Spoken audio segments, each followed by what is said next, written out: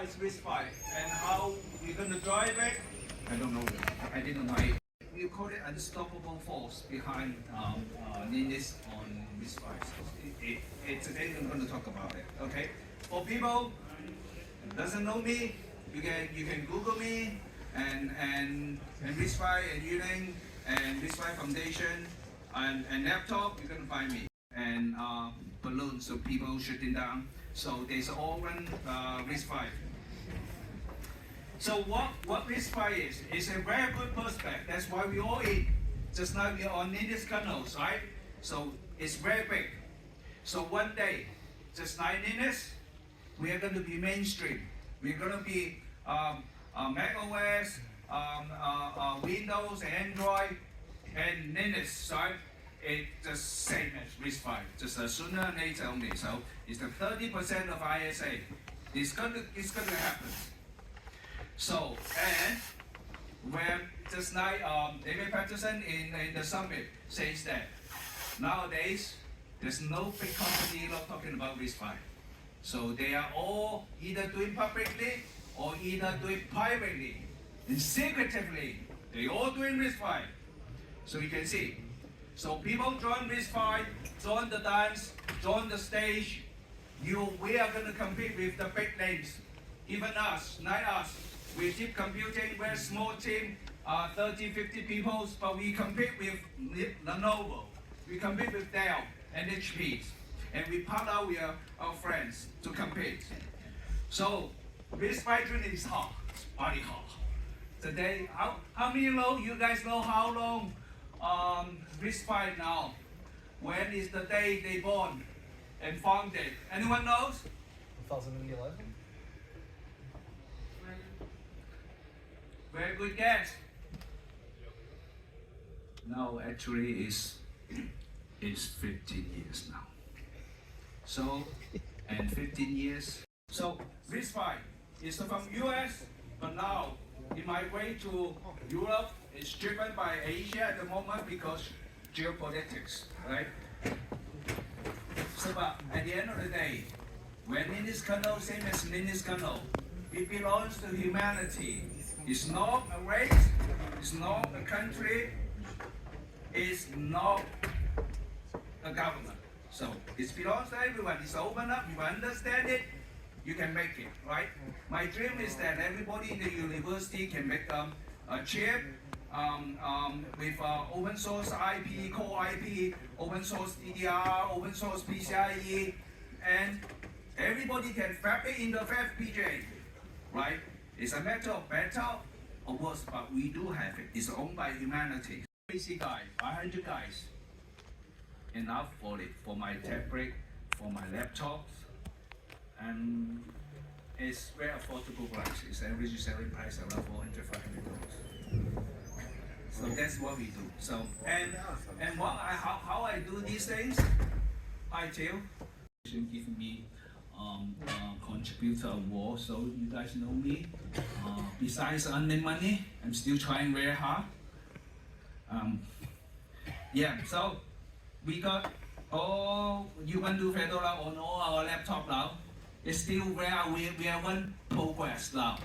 And hopefully by 2025, Ubuntu will build their image to support us. Don't enjoy it, and then lucky enough, I find one guy, and they call framework. Enough, I ping him on Twitter, saying, "Can I beg you? Right? You do the shell, I do the motherboard." And then say, "Oh, why not? We are open."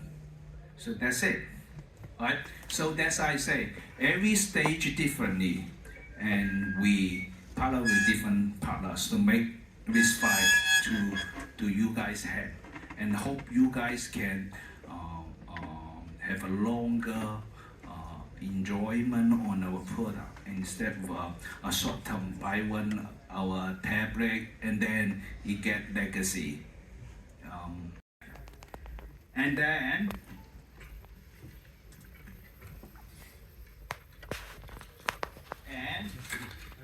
buy school on the phone and buy cables and then you can swap the motherboards.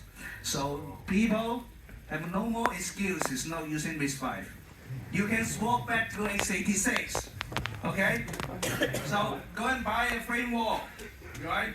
Go and buy a framework for your kids, for yourself, for your company.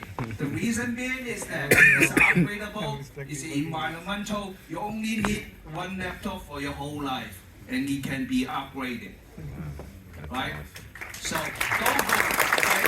Even though now just only a few hundred more expensive, but look down in the line for 3 years, 5 years, 7 years. It's much more cheaper and it's better to the wall. In the chips, much simpler as possible. So 2005,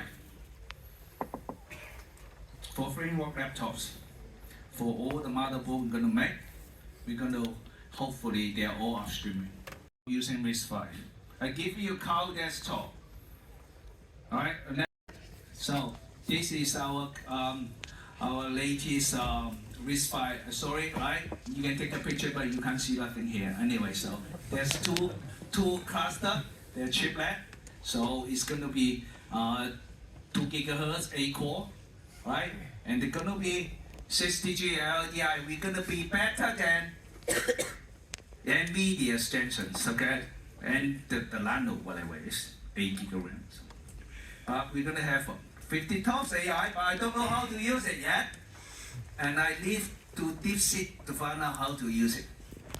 And then we have a very powerful encoder.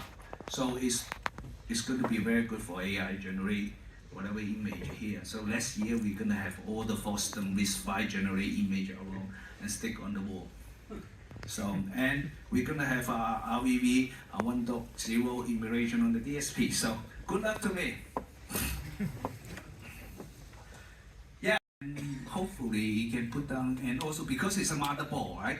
You can stuck in there, and it just runs. So, and now take this opportunity, and I call for the applications. So we have 50 TOPS. And once we announce, probably in RISC-V Summit in Paris, so we call for the applications. And you guys can help and find out how to use DeepSeek, right? To do the prompt on the device side, right? And why device AI is important, even in reinforcement training and inference, because you don't want your data to go up to the cloud, right? Give it to the monopoly guys, Google, Microsoft, whoever. You don't want your data, give it to them. You own them all, right?